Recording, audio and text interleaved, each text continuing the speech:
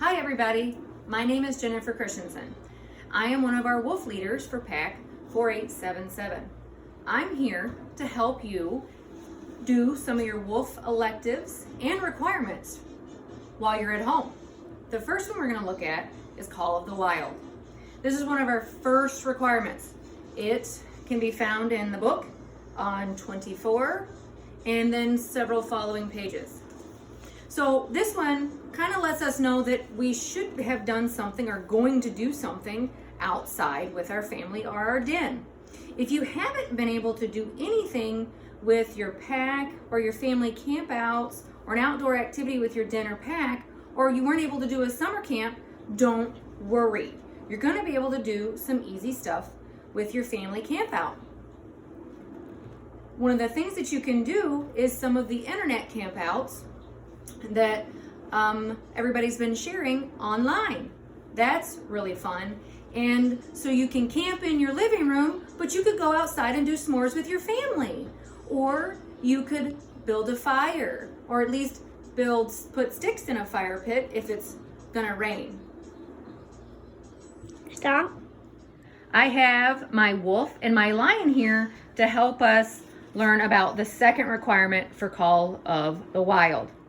So boys, we're gonna look at some of the things that we should take on our camp out or our adventures. So do you remember we have extra things on this table. These extra things are great to have, but what are the 6 things that we should always have in our kits when we go camping? Who can list them for me? A first aid kit, a protective blanket. Well, no, we want to do our 6 essentials. So you're right, we do our first aid kit. And then Carter, what's the other thing that we should have? I'm going to do all of them. And Okay. the whistle, first aid kit, Okay. whistle, light, flashlight, sunscreen, compass, and Water bottle. water bottle. And then we should always bring, what is that, RJ? Snacks. Food. Now, so those are our 6 essential things. But what if we had to prepare for cold? What else on this table would help us? A protective blanket. Yep, that's for cold weather blanket. But we also, when we looked at the table, I saw something way over there. Carter, what's that way on the other end? Socks. Socks. Why do we need socks when we're preparing for cold weather? Because if your feet get wet, Right. and you for have extra feet. tennis shoes on. And then, well, what if there's rain? Is there something that we should have on this table if it's raining? I think it's Is it the bag? But we don't have it on our table, but a lot of times we'll bring an extra bag with us, a trash bag that could work as a poncho, right, like RJ? A punch. Yeah. And that could also help us pick up garbage. So if you notice, there are also a couple of extra things that we like to take in our bag. So if we know we're going to go on a hike and we're going to be seeing animals, we'll bring our binoculars, or we'll bring a magnifying glass to look down to see all the fun bugs. And RJ right now is messing with flint, so to help us start a fire. And a lot of times we'll bring an extra notebook so we can take notes of all the neat things. And it's always nice to have this, which is a compass.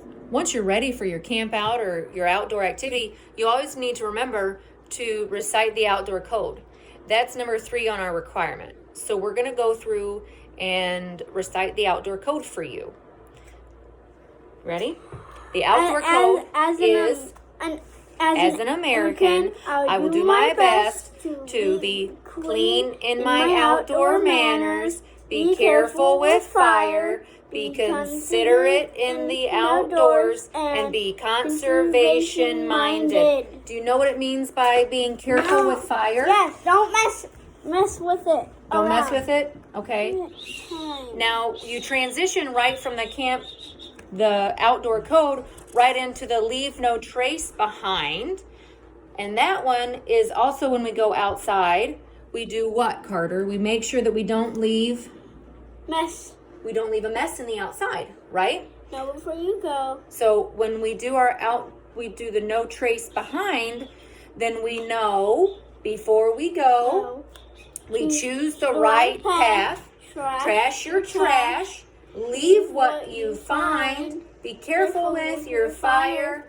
Respect wildlife and be kind to other visitors. So after you've had your outdoor activity, then what you're going to do is you're going to talk about why and how awesome you were at doing the outdoor code and then doing the leave no trace behind. You would also like to talk about the fire dangers, how you were able to put out your fire and what you did to put out your fire. The way you want to put out a fire is to do, you pretty much spread the ash around and then you put water or around the ash. You try to kind of spread it out and then you just put water all over your ashes. So you just want to list the ways, once you're done with your outdoor activity again, to tell us how you did no trace behind, which remember, that means you don't let the animals know you were there and you don't let humans know that you'd been there either. So that's kind of to sum up what leave no trace behind is. So requirement 4 of this adventure, Call of the Wild, is to show or demonstrate what to do. And that means what would we do if there is a natural disaster, like an earthquake or a flood. So Carter's going to help me out by talking about what would he do if it flooded. Or, well, Carter, what else would you like to talk about? If it's not a flood, how about what would you do if there's a blizzard when you were camping out? You have to go and you have to seek warmth. Warmth. Where would you seek your warmth? In your car. Oh, well, what if we had a really warm tent? Would that work? Yes. Yes. Okay, but remember, blizzard is really, really heavy snow. If there's a shelter nearby, would we go into that shelter? Yes. Yes, that would keep us warm and safe. What if it was starting to flood? What would we do? Where do you think we would go if it started to flood? Go, in a high place. That's right, high ground. You're very right, we would. Now, what if there was maybe a tornado? You go in the basement. We would go in the basement. What if we weren't where there was a basement? Would we find the center room in the shelter? Mm-mm. Yes, we would find the center room in the shelter. Why? Because that's where hopefully the least amount of wind would go. And then if there's a tornado and there was no shelter, we would find the lowest place. So we would try to find a ditch to get in to help protect us too. So that's some of the things that we would do. So think with your family and come up with what they would do in either a flood, an earthquake, a wildfire, a blizzard, a hurricane, or a tornado. And just kind of write it down and show your den leader what you came up with. Here we are in the bathroom for RJ to show us our requirement 4B, which is to keep from spreading germs. So the best way to stay well is to wash your hands. So RJ, let's turn on the water and show them how to wash their hands. So you rinse your hands first. Then you get yourself some soap. Then you scrub for 20 seconds. So RJ's going to sing happy birthday to you. Happy birthday to you. Happy birthday to you. Happy birthday. Happy birthday to you. And then we'll do it sometimes 2 times to get the full 20 seconds. He's just trying to be fast for you. Then he's going to dry off his hands with the towel before he turns off the water. Because you want to use the towel to turn the faucet off so you don't get germs from your dirty hands. So he's got his hands all dry now. He's going to turn the faucet off with the towel.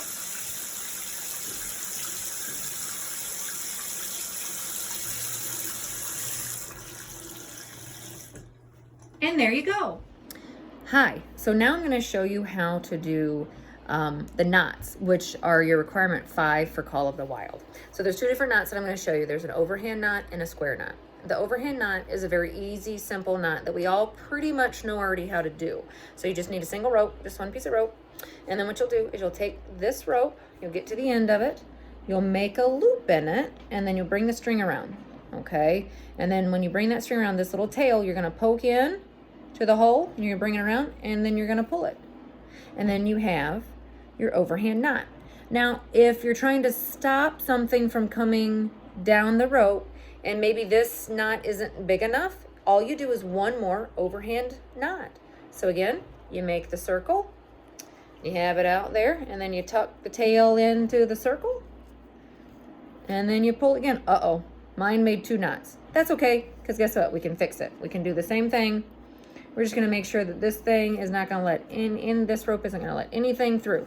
So we got 3 overhand knots together. Now the other knot is the square knot. You need 2 pieces of rope for that. So this one's a little bit harder. So I'm sorry, I'm just going to untie my overhand knot. And you'll need 2 pieces of rope. The reason you need 2 pieces of rope because it's a square knot. The main use of a square knot is to join the ends of 2 ropes. That is why it is called the joining knot in scouting. Okay, so here we go. I got all my knots out. So now I'm going to take 2 pieces of rope. Okay, so now you kind of have the ropes together like this, and you'll twist them. And then when you have them twisted, so you make sure they're twisted. So they're twisted like this. Then you bring them together, so you'll have them crossed. And then since they're crossed, then what you'll do is, oh, I hope I just did this right. I don't think I did that right. Oh, I did. All you have to do is pull that in. Let me do it again because I was unsure myself. So 2 pieces of rope. You bring them together, you twist them. So you basically what I just did was I had an X, and then I took that X and I put the green rope under the pink rope, and then we cross them again, and we cross the pink rope. So the pink and the green, it's hard to see, are together like that. And then I just put the pink rope into the green, and then I just floop, I pull it together.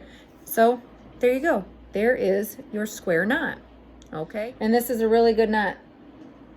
You can use the square knot to tie bundles together. You can also use the first half of the square knot when you tie your shoelaces. Okay.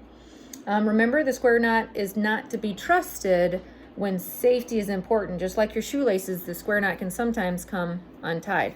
So see, I'm pulling it, and when I pull it too tight, it comes apart. So that's why we don't use it for safety. But it works great for joining things together. Now, the last requirement is requirement number 6 for Call of the Wild. That one I'm just going to go ahead and tell you. While you're on your den or family outing, try to look for 4 different types of animal evidence in the wild. So like it could be a squirrel, it could be a butterfly, depending on what time of year.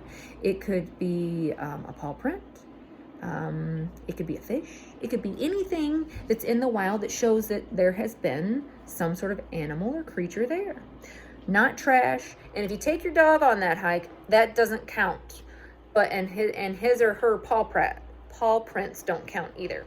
So there's going to be another video on this big video that's going to show you a hike that was done and a compilation of different pictures. Try to find, there will be 6 different wildlife exposures or evidence of wildlife in that hike. So see if you can at least find 4 of them, and that'll help to fill your requirement.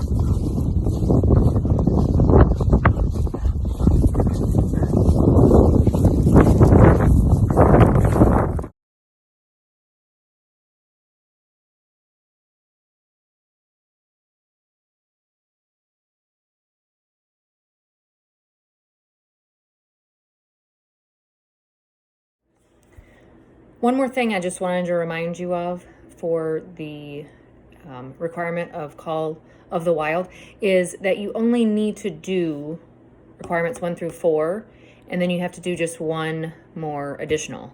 So you'll end up doing a total of 5 requirements. So number 5 and number 6, you just choose between. All right, hope you enjoyed this adventure. It was fun for us. Hopefully it'll be fun for you.